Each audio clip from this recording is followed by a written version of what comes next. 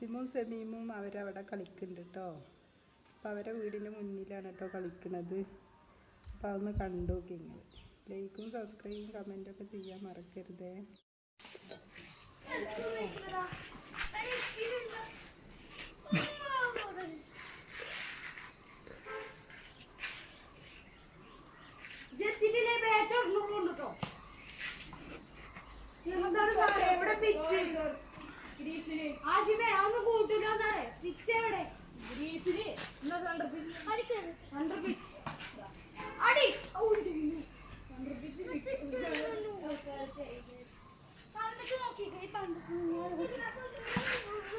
അപ്പൊ അടിച്ചണ്ടേ?